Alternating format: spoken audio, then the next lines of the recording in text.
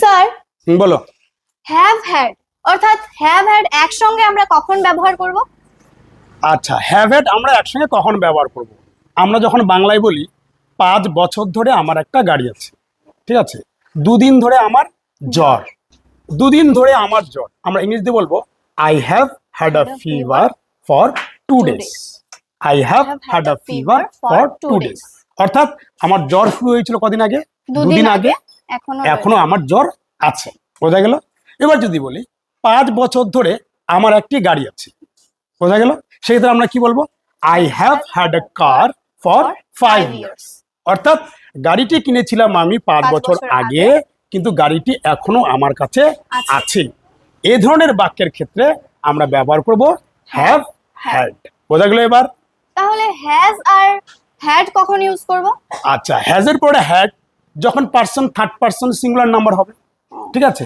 যেমন আমার ক্ষেত্রে যে কথাগুলো বললাম, এগুলো আমার ক্ষেত্রে না বলে যদি থার্ড পার্সনের ক্ষেত্রে বলি, যদি বলি যে 3 দিন ধরে তার মাথা ব্যথা, 3 দিন ধরে তার মাথা ব্যথা, সেক্ষেত্রে আমরা ইংরেজিতে বলবো he has had a headache for 3 days.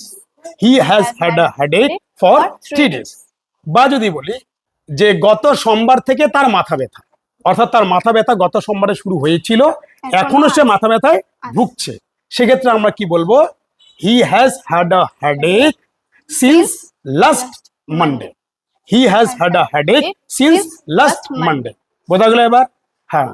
R had R had একসঙ্গে কখন ব্যবহার করব? আচ্ছা, তোমার প্রশ্নের পর প্রশ্ন। এবার হচ্ছে হ্যাড এর পরে আবার হ্যাড, হ্যাড হ্যাড।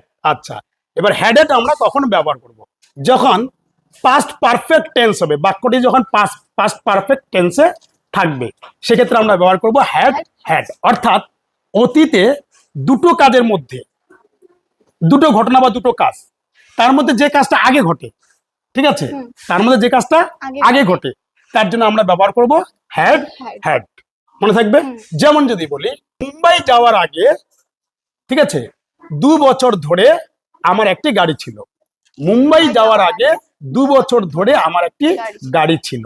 তাহলে আমার যে গাড়িটা ছিল 2 বছর ধরে, সেটা কোথায় যাওয়ার আগে?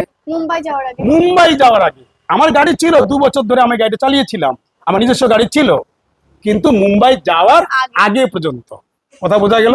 তাহলে সেক্ষেত্রে কি বলবো? I had had a car before I went to Mumbai. বোঝা গেল? I had had a car before I went to Mumbai. এবার যদি বলতে চাও সে আসার আগে আমি সকালের খাবার খেয়েছিলাম, সে আসার আগে আমি সকালের খাবার খেয়েছিলাম। খাওয়া অর্থে যখন আমরা হ্যাভ ব্যবহার করব, এবার হ্যাভ এর থার্ড ফর্ম কি? হ্যাড। মনে থাকবে? তো এক্ষেত্রে সে আসার আগে আমি সকালের খাবার খেয়েছিলাম, অর্থাৎ আমার সকালের খাওয়াটা হয়ে গিয়েছিল কে আসার আগে? সে আসার আগে। তাহলে এটা হবে পাস্ট পারফেক্ট টেন্স, অর্থাৎ সাবজেক্টের পরে হ্যাড, হ্যাডের পরে ভার্বের কি ফর্ম? Third form. বোঝা গেল? এবার খাওয়া অর্থে যদি আমরা হ্যাভ ব্যবহার করি, তাহলে হ্যাভ এর থার্ড ফর্ম কি? হ্যাড। বোঝা গেল? এবার স্ট্রাকচারের হ্যাড তো আছেই, সাবজেক্টের পরে একটা হ্যাড তো বসলোই, আবার ভার্বের থার্ড ফর্ম। এবার খাওয়া অর্থে হ্যাভ, হ্যাভের থার্ড ফর্ম কি? হ্যাড। তাহলে কি বলবো? I hadded my breakfast before he came. ঠিক আছে, I hadded my breakfast before he came. বোঝা গেল এবার? If you like the video, please like, comment and share.